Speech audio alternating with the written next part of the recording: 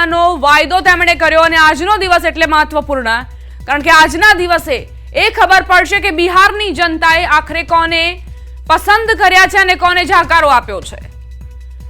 NDA અને India બેઓ ગઠબંધન મેદાને છે। મહાગઠબંધન અને એનડીએ વચ્ચે આ ટક્કર છે। ઘણી એવી સીટો છે જ્યાં સીધી ટક્કર છે અને ઘણી એવી સીટો પણ છે કે જ્યાં એનડીએ મજબૂત સ્થિતિમાં છે અને ક્યાંક જેડીયુ આરજેડી માફ કરશો તે મજબૂત સ્થિતિમાં છે।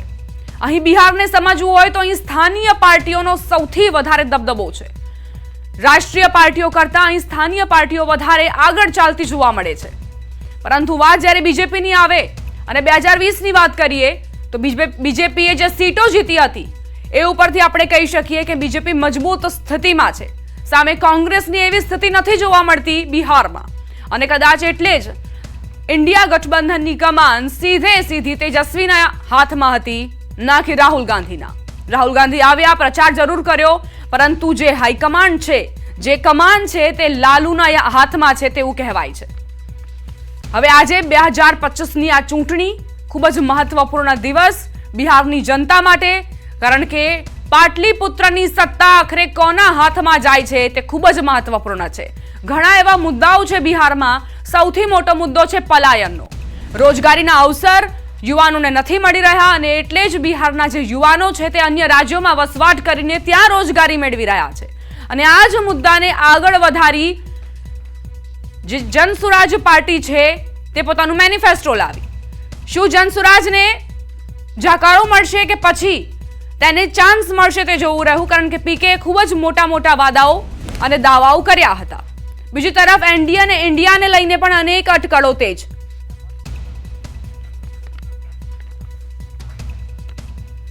અત્યારે આપ જે ટેલિવિઝન સ્ક્રીન પર દ્રશ્યો જોઈ રહ્યા છો તે કંટ્રોલ રૂમના છે, સીસીટીવીના છે।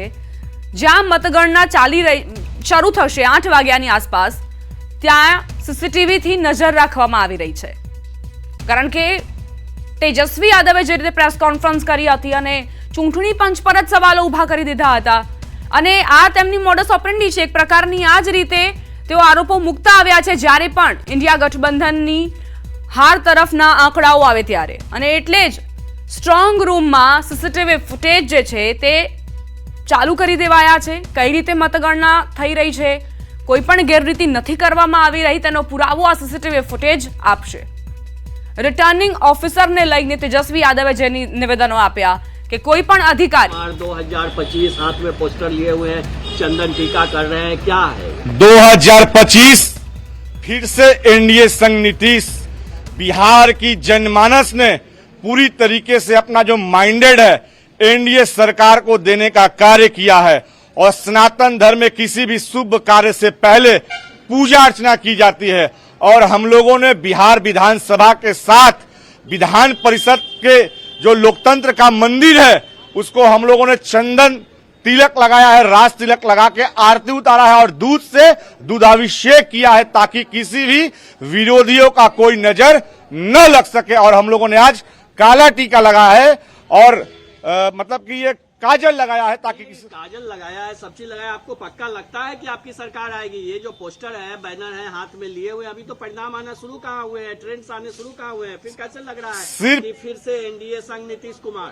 फिर एनडीए संग नीतीश? बिहार की जनमानस ने यह माइंडेड हमको दिया है। एग्जिट पोल के साथ साथ एग्जैक्ट पोल भी थोड़ी देर के बाद आने वाली है। निश्चित तौर पे विकास की ओर बिहार की जनता ने मतदान किया है, न कि विनाश की ओर मतदान किया है। शुक्रिया। તો એક્ઝિટ પોલ અને એક્ઝેક્ટ પોલ એ બંને વચ્ચે ખૂબ જ મહત્વપૂર્ણ દિવસ આજનો। ન્યૂઝ 18 નો એક્ઝિટ પોલ જે એ પ્રકારનો આંકડો દર્શાવે છે કે 140 ની આસપાસ એનડીએ ને બેઠકો મળી શકે છે અને એ જ રીતે અન્ય પણ એક્ઝિટ પોલ દાવો કરતા આવ્યા છે। એનડીએ એક્ઝિટ પોલમાં ખૂબ જ મજબૂત જોવા મળી રહ્યું છે, ખૂબ જ મજબૂત પલડો છે તેનો, પરંતુ અહીં સવાલ એ કે આખરે બિહારની જનતા